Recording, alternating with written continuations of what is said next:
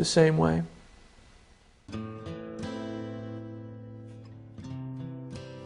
He had wanted to do a video for Johnny for a long time, and it just had never worked out before.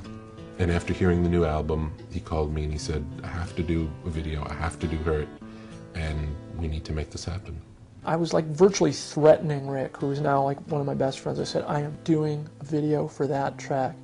Johnny had a little finite window of time that he could make the video at home. And Mark said, well, I'll just figure something out. Mark was concerned about, you know, if it works out that all I do is have him well lit in a chair singing the song. He said, I don't know if that's going to be enough to carry the video, and I'm not sure what I'm going to do. As we were touring the House of Cash Museum, they said, you know, here's the film storage room where stacks and stacks of film cans and all of Johnny's television shows and all of his films, anything that had ever been shot was in this room. But I didn't think we were going to use it. So we cut together the video using the performances of Johnny and the stuff from the House of Cash. And it was good. It was pretty good. And we said, well, maybe we should look at this archival stuff. Let's see what the hell we have in these boxes. And we pulled out something and loaded it up into the computer. And I think it happened to be that image of Johnny riding the train. And my editor, Robert Duffy, I literally, somewhat randomly, dropped it into the cut.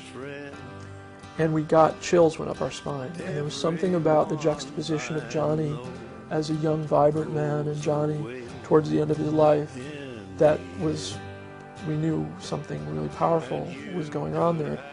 And I showed the video to Rick, and Rick was like, holy shit, in a good and bad way. It really upset me, and it really affected me, and I thought it was beautiful, but it was so unlike any video I'd seen before, and so extreme, that it really took my breath away, and not in a good way. I didn't know how to handle it. It was just overwhelming. I remember I was doing a session with a friend of mine, and this video shows up in the mail. And it was the beginning of the day, and the video's there, and I said, oh, let's put this in and see what it is. But I knew it was Mark's version of the video. And what I wasn't prepared for was what I saw, and it really then wasn't my song anymore, you know. And really tears welling up, kind of everyone silence at the end of the video, and like a lot of wow. That video made me cry, and that's not common. What threw me about Hurt was that it was like a bonfire of vanities. His and Johnny Cash. It was almost too sad, but beautifully done. I have mixed feelings about it. I'd have to see it again, I guess, but I don't really want to see it again. When I saw the video, then the song completely was goosebumps up the spine. Unbelievably powerful piece of work. Trent Reznor was born to write that song, but Johnny Cash was born to sing it.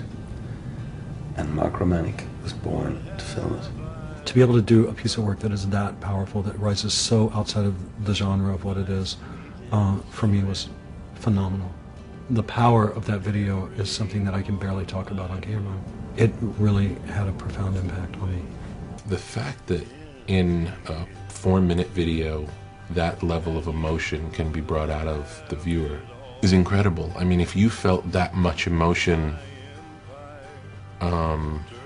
during a 2-hour movie, it would be a good accomplishment. Videos aren't meant to have that kind of emotional engagement, and it's like most people don't have those aspirations for a video. It's just not the agenda to move people deeply. You're really just trying to entertain them, or it's supposed to be eye candy. But to deeply move someone with a music video, that never comes up, you know. And it wasn't our intention. We didn't say, "Wow, we're going to really move people." But boy, were people moved. Away